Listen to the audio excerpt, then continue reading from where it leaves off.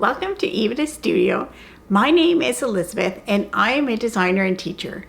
I work at my home workshop in Cambridge, Ontario, Canada.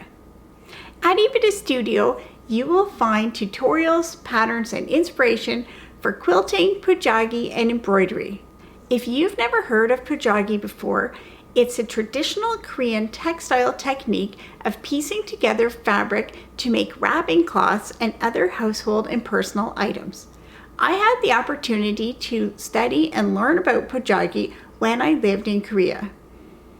You can see my tutorials for both traditional hand-stitched pojagi techniques and a machine stitching option.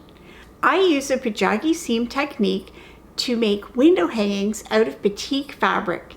In the sunlight, they glow like stained glass.